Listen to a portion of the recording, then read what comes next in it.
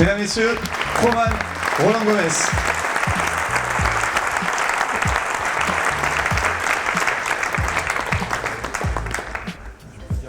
Ah ben... Je suis d'autant plus content de remettre ce prix à Proman, puisque en tant que Pôle emploi, on a une très forte collaboration. Parlez plus fort, parlez plus fort. On a une très forte collaboration entre Proman justement et l'équipe de Pôle emploi de Manosque.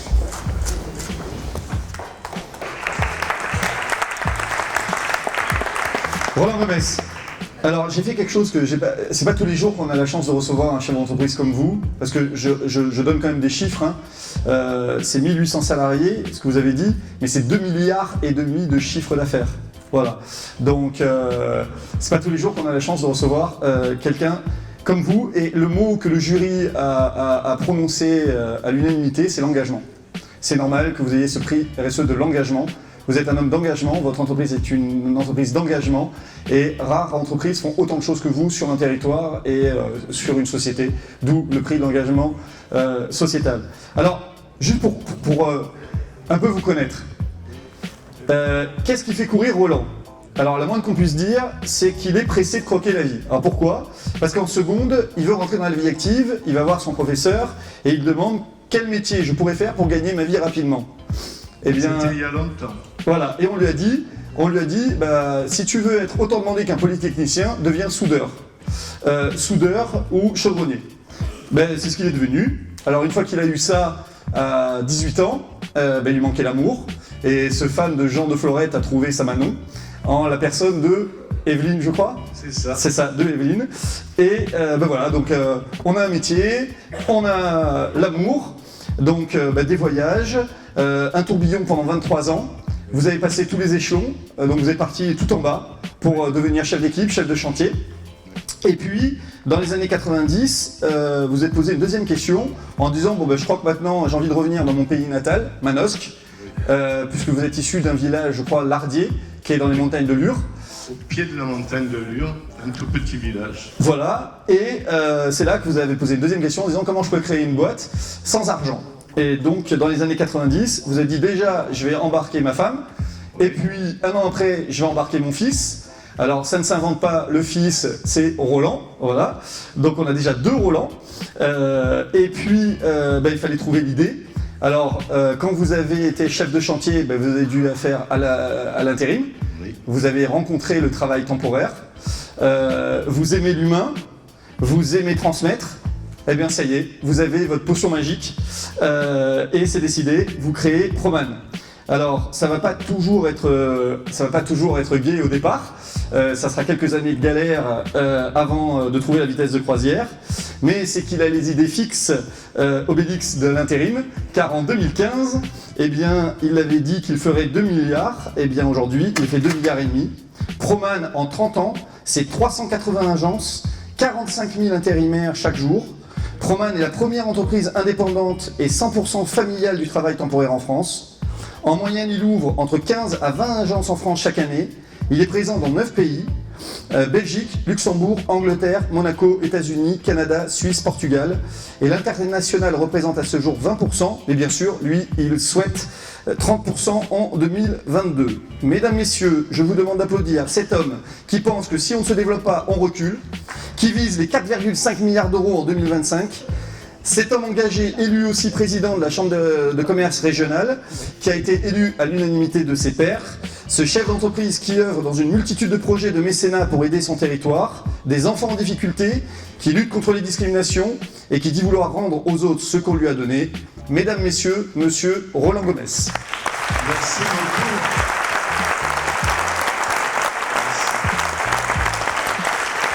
Merci beaucoup.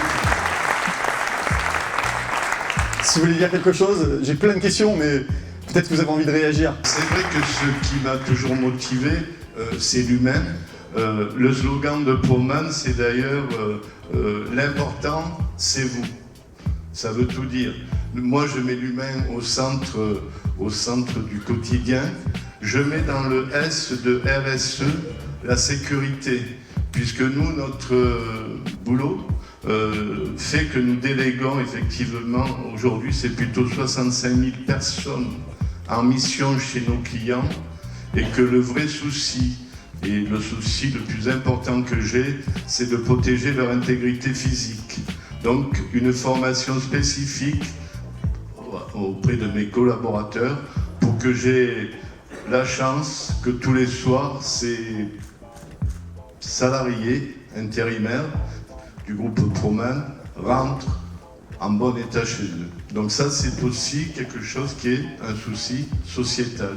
Et puis, vous l'avez dit, on fait beaucoup de choses, on participe à des tas d'activités et on n'en fait pas toujours la publicité, mais j'essaye, tu l'as dit tout de suite, de rendre aujourd'hui que je le peux, un peu du bonheur que la vie m'a donné.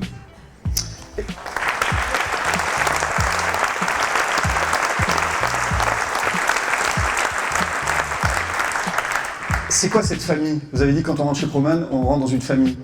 Pour vous, c'est quoi cette famille? C'est une famille parce qu'on partage des valeurs qui sont celles de la famille. Et la valeur la plus importante que j'aime à partager avec mes collaborateurs, c'est la confiance. D'ailleurs, vous me voyez, je suis tout seul. Est-ce que j'aurais pu bâtir un groupe qui fait effectivement 2 milliards en 2019, qui en fera plutôt 5,5 Excusez-moi, en 2025? je suis désolé.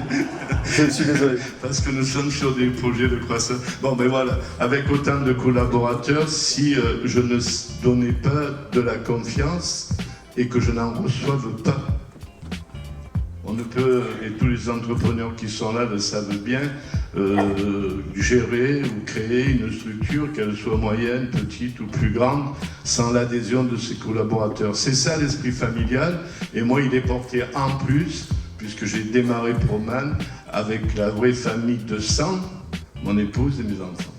Et quel conseil vous donneriez à un chef d'entreprise, enfin même pas un chef d'entreprise qui se lance, des chefs d'entreprise qui sont dans la salle, pour réussir justement à créer cet état d'esprit? Qu'est-ce que vous avez fait vous dans votre boîte pour créer cet état d'esprit? Ça c'est compliqué. Un truc qui vient du cœur. Moi je l'ai donné tout de suite. J'ai beaucoup d'empathie avec les gens et donc je vais baser la relation sur la confiance. Et surtout, y compris, vous le disiez tout à l'heure, sur le parler vrai, jamais se mentir, jamais mentir à personne.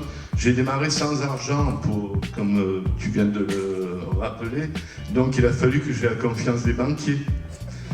Et souvent, nous, les chefs d'entreprise, on critique les banquiers. Moi, s'il y en a dans la salle, et je sais qu'il y en a quelques-uns, je les remercie d'exister. Alors, au début, j'ai fait ce qu'ils m'ont dit.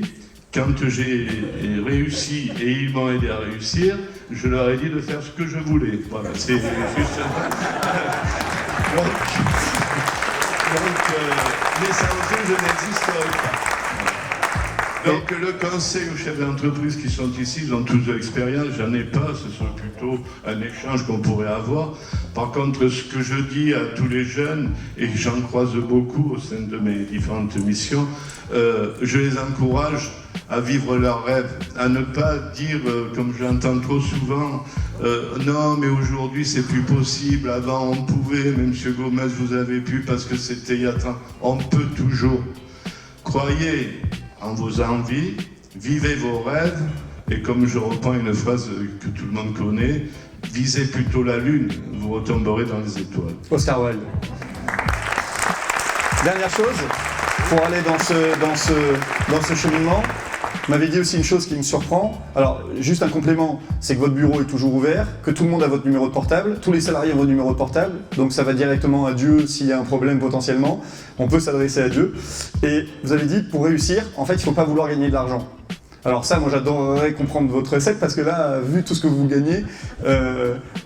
Je gagne de l'argent, mais je ne mange toujours que 2 fois par jour. Et j'en fais... Et je le réinvestis surtout dans le groupe Proman, puisque vous savez que si on a ces perspectives, c'est qu'on se développe. Si on se développe, c'est qu'on investit. Tous les précédents l'ont dit. Alors aujourd'hui, oui, ce que je dis surtout, ne me bâtis pas un business plan qui prouve que tu vas gagner de l'argent. Lève-toi tous les matins pour faire ton boulot, te faire plaisir.